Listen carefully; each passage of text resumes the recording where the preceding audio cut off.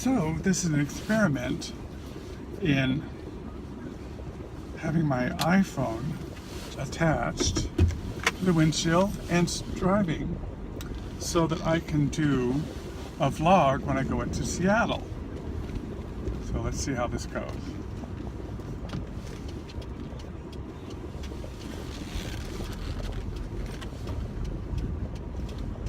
So one of my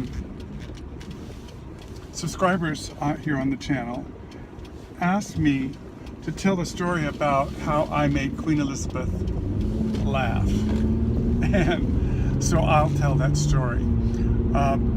It goes like this. When I was, about 10 years ago, somewhere around when the Queen had her Silver Jubilee, I thought I'd write a letter and congratulate her. So I wrote this letter and I included in the letter, a story about when I was in the 3rd grade, about 8 years old, and we had something called show and tell at school, and you had to bring something in and tell a story about it.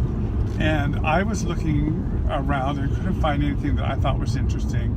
And I saw in the neighbor's garbage can a broken old beat up gold tone chandelier, or not chandelier, but candelabra. So I grabbed that, cleaned it up, and took it to school.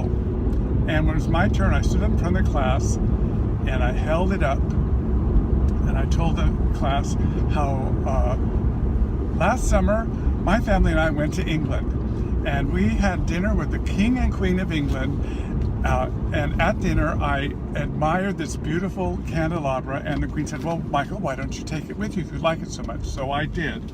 I took it with me, and it was a present from the Queen.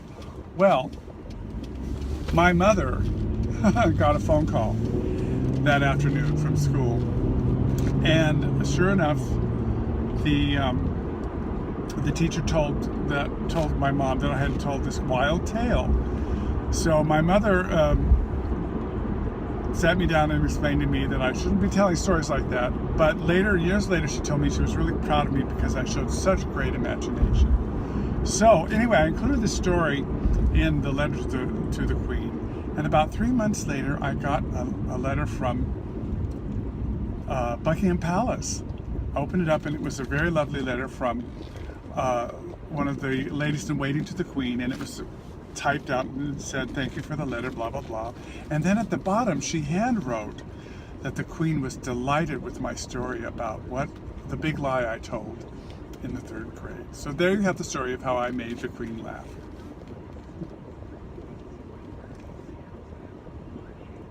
And so, stay tuned.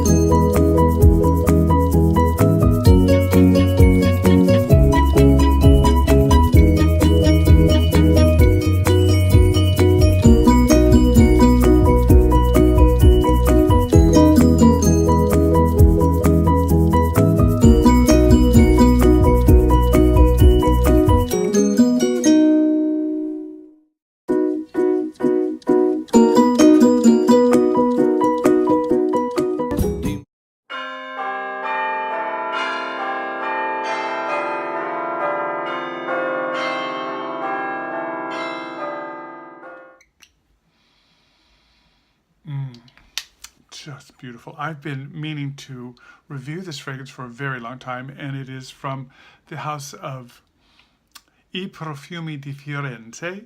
And this house has been around for quite a long time in Florence, and it was begun about 50 years ago by Dottore Di Massimo. And the thing about this house is that all of the ingredients are natural. Dr. Di Massimo started studying plants for a year before he began his pharmacia. And then the fragrances came out of that. He creates beauty products and all kinds of things that are supposed to help you not only be beautiful, but healthy as well. So it's all natural products, all natural botanicals. Now, this particular one is called Tobbaco. It is a gorgeous scent. And one more thing before we go any further, that one of the aspects of this house that is very interesting to me is that many of the fragrances are based on the fragrance book for the perfumer to Caterina de' Medici, who was an Italian queen who became the Queen of France. And she is credited as being the first person to promote perfume as we know it today in its modern forms. So let's get into a little bit about this fragrance, shall we? I bought this bottle about 2 years ago at Tiger Lily in San Francisco and was meaning to review it then, but things happened. Other fragrances came in the way. And I kind of forgot about it. So the main accords of this are leather and amber accords. It is for men, but of course can be worn by women as well.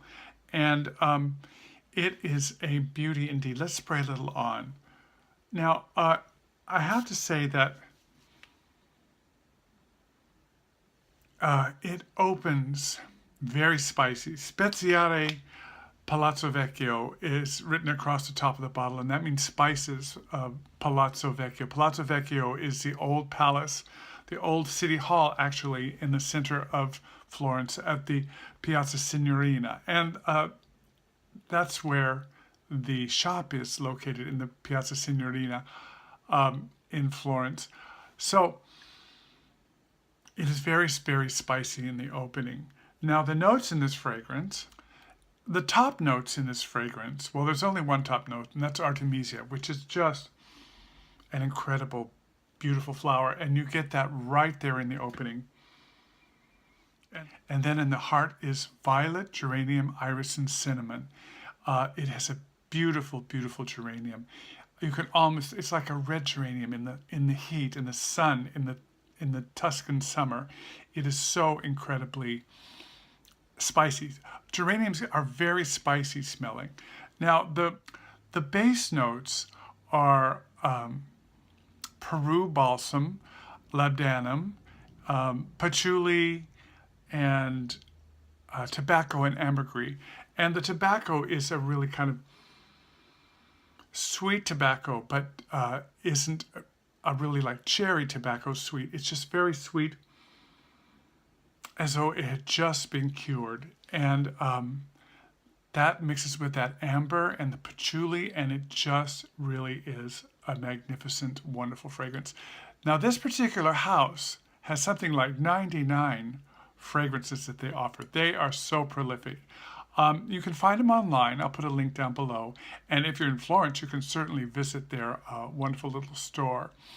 Longevity on this is, I would say, medium. It doesn't go much beyond 6 hours. It stays kind of in the top notes for maybe 20 minutes and then sinks into the center and falls into a skin scent at about an hour.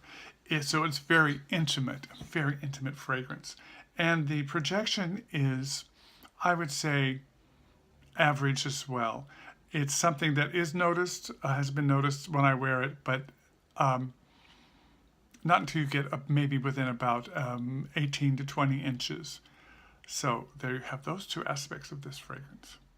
So from the age of Catherine de' Medici, the Renaissance, all the way to the present, is represented by this house. It is really something that I think we should pay a little more attention to. I only found one review on this particular house, and that was by Redolessence. I'll put a link down below for that too, so you can check that out. But definitely, this is something worth investigating. So this is Lionel Smith from Sense Memory saying, remember, wear what you love and not what they say you should like. Cheers.